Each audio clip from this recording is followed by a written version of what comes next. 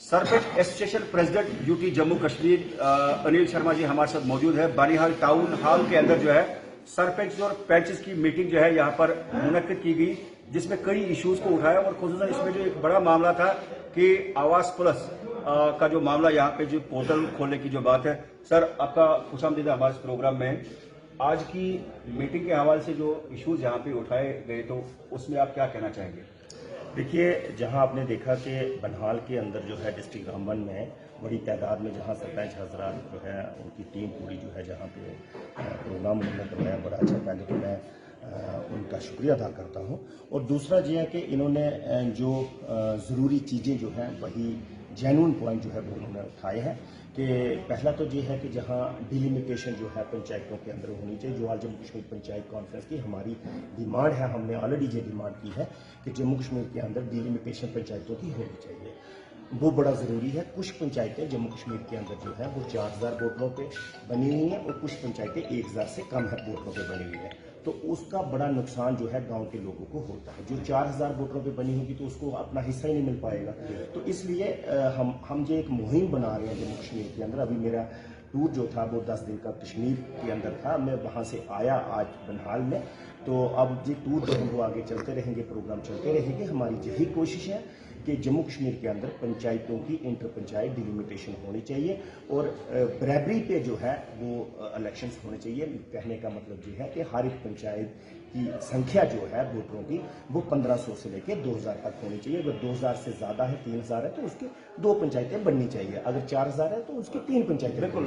जब आप आवास प्लस की बात करते हैं तो पंचायतों के अंदर जब कभी कभार हम जाते हैं तो कई लोग ऐसे इश्यूज उठाते हैं कि जनाब पोर्टल दोबारा खोलना चाहे, हम रह गए हैं। जियो टैगिंग करने के बाद भी जो है कई जगहों पे जो है मामला सामने हैं।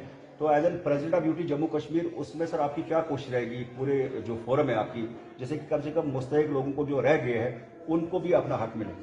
देखिए, बिल्कुल आज जम्मू कश्मीर पंचायत कॉन्फ्रेंस की ये कोशिश है, हम लोगों की कोशिश है कि जम्मू कश्मीर के अंदर जो लोग जो है ये प्रधानमंत्री आवास योजना के तहत जो मकानात मिलते हैं वो नहीं मिल पा रहे हैं कुछ लोगों को, तो वो मिलने चाहिए। ये लाजमी है, ज़रूरी है। बहुत से लोग जो है वो रह चुके हैं, ड्रॉप आउट हो चुके हैं। उनके लिए दोबारा से पोर्टल खुलवाएंगे हम लोग कोशिश करेंगे, एडमिनिस्ट्रेशन से बात करेंगे, एलजी साहब से बात करेंगे और इस पोर्टल को जो है आगे आने वाले 2-3 महीनों के अंदर ज़रूर खुलवाएंगे। और जो ड्रॉप आउट लोग जो हैं, जो लेफ्ट आउट लोग हैं, उनको भी इसके अंदर जो है वो डाला जाएगा। कई जगहों पे ये भी मामला रहते हैं कि पंचायती राज जो 3 टायर सिस्टम है उसमें रूरल डेवलपमेंट और जो सरपंच के बीच में जो एक वो ब्रिज का काम होता है, तो उसमें लोगों को बेनिफिट देने की जो बात है, कई जगहों पे ये शिकायत भी आती है कि जनाब जब काम कंप्लीट होता है तो उसमें बिलिंग में थोड़ी सी ताखीर हो जाती है।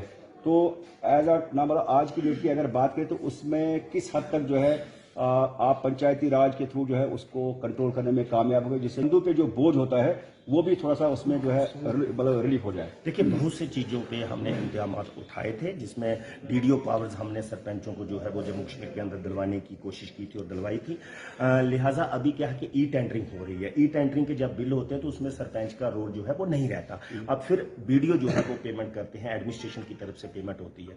तो इसलिए जो है हमारी कोशिश, अभी भी हमारी कोशिश है कि जम्मू कश्मीर के अंदर जो काम काज हो रहे हैं, जो भी शख्स काम करता है उसके टाइम पे पैसे जो है वो मिलना चाहिए। क्योंकि अगर कोई ईमानदारी से काम करता है तो उसको पैसा मिलने में क्या हर्ज है, उसको पैसा मिलना चाहिए, टाइम पे पैसा मिलना चाहिए, तभी गांव की जो है वो तरक्की हो। क्योंकि हम लोग पहाड़ों के अंदर रहते हैं। अब इस वक्त आप जो है बनहाल में खड़े हैं, बनहाल में आप देख रहे हैं जहां तहसील हेडक्वार्टर जो है, जहां से 100 किलोमीटर दूर तक बनहाल जो है वो छाया हुआ है। तो इसलिए बनहाल रामबन डिस्ट्रिक्ट बहुत बड़ी डिस्ट्रिक्ट है। ये जो पहाड़ी एरिया की डिस्ट्रिक्ट है, जहां पे बहुत सारे काम करने की अभी भी जरूरत है और बहुत सी चीजों के ध्यान रखने की जरूरत है।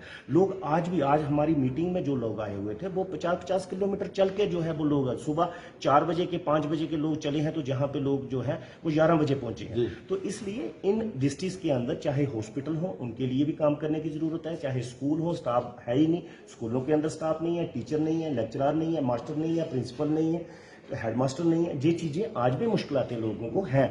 अगर अस्पताल छोटा मोटी डिस्पेंसरी है, वहाँ डॉक्टर नहीं है, तो इसलिए इन तमाम चीज़ों पे हम लोगों को काम करने की ज़रूरत है। हम लोग काम कर रहे हैं और हम लोग आपकी वसाकत से एडमिनिस्ट्रेशन से ये कहना चाहते हैं जी गांव देहात के अंदर जो है हर एक फैसिलिटी जो है वो मिलनी चाहिए और हर एक शख्स को जो है वो अपना हक मिलना चाहिए। आपने सर ई टेंडरिंग की बात की, और जब ई टेंडरिंग का प्रोसेस सरकार ने शुरू किया तो उसमें अगर मैं बनिहाल की बात करूं, रामबन जिला की बात करूं, तो मुतअद्दिद सरपंच ने ये इशू उठाया कि जनाब जो कुछ थोड़ा सा हमारे हाथ में कॉम्पिटेंसी थी, अब गवर्नमेंट ने जो है वो अपने पास रखा। ई टेंडरिंग के खिलाफ जो है उन्होंने नाराजगी का इजहार किया। तो एज ऑफ नाउ आप क्या मानते हैं, क्या ई टेंडरिंग में वो ट्रांसपेरेंसी है, वो काम जो है उस मयार के हो रहे और कि जिस तरह से पहले जो है सरपंच की कॉम्पिटेंसी में ये चीजें थी? नहीं, उनका कहना सरपंच का ये था कि जो एक्ट है, देखिए हम लोग संविधान पे विश्वास रखते हैं, हम लोग कानून पे विश्वास रखते हैं।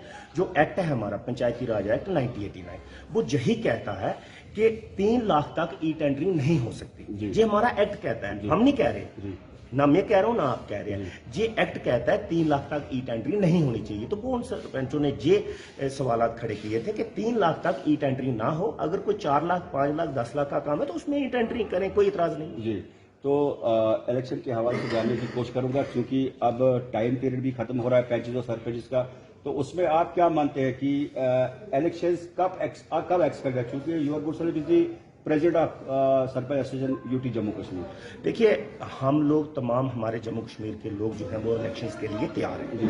हमें इलेक्शन से भागने वाले लोग नहीं हैं, लेकिन हम लोग ये कहते हैं कि आप लोगों के ऊपर क्यों बर्डन डालते हो, बार बार आप बर्डन डालते हो। अभी पंच सरपंच के इलेक्शन करवाओगे, फिर बीडीसी के करवाओगे, अगले साल फिर नेक्स्ट ईयर जो है 2025 में डीडीसी के करवाओगे।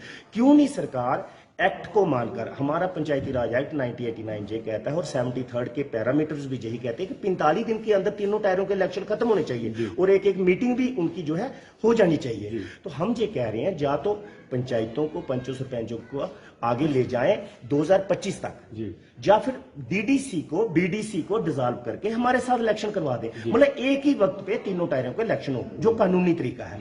आप आज पंचों सरपंचों के करवाओगे, कल बीडीसी के करवाओगे, परसों डीडीसी के। इसका मतलब हमारी आवाम जो है वो 3 4 5 साल इलेक्शनों में ही बिजी रहेगी, कोड ऑफ कंडक्ट लगते रहेंगे, फिर काम कब होंगे लोगों के। बिल्कुल, लास्टली सर आपका ज्यादा समय नहीं लूंगा कि आप क्या मानते हैं, जिस तरह से कई जगहों पे ये शिकायत आती है कि लोग कह रहे हैं कि सरकार ने जो इनिशिएटिव लिया है दैट इज क्वाइट अप्रिशिएबल, कि आप पहले पंचायत में 2 लोगों को मकान मिलते थे, लेकिन इस सरकार में जो है मकानों की जो संख्या है वो बढ़ गई है और there is no doubt about it.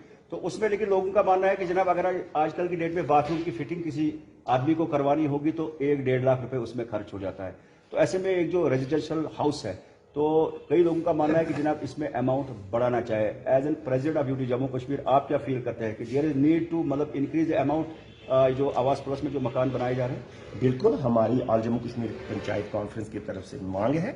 ये 1.5 लाख की महज जो राशि है जो है बड़ी कम है, बहुत ज्यादा। 1.5 लाख की तो आज की डेट में रेत और बजरी भी पूरी नहीं होती, ईंट भी पूरी नहीं होती 1.5 लाख की। तो हमारी ये मांग है कि कम से कम 5 लाख रुपया एक मकान बनाने के लिए सरकार को देना चाहिए, ताकि जिस शख्स को आप मकान बनाने के लिए पैसा दे रही हो कम से कम वो एक कमरा, किचन, बाथरूम और थोड़ा सा तो कुछ ना कुछ बना सके ना। अब 1.5 लाख से तो मुझे कोई बनाकर बताए, कोई गवर्नमेंट ऑफिसर बनाकर बता दे कि 1.5 लाख में क्या बनता है। 1.5 लाख में तो आज की में सैंड और बजरी भी पूरी नहीं होती। तो इसलिए हमारा ये मानना है कि जम्मू कश्मीर के अंदर कम से कम 5 लाख रुपया जो है वो मिलना चाहिए, क्योंकि जहां पे गाड़ी मटेरियल डालती है जम्मू कश्मीर के अंदर, जहां पहाड़ी एरिया है, जहां गाड़ी मटेरियल डालती है, वहां से घर तक पहुंचाने के लिए 1.5 लाख तो कैरिज पड़ जाती है उस बंदे को।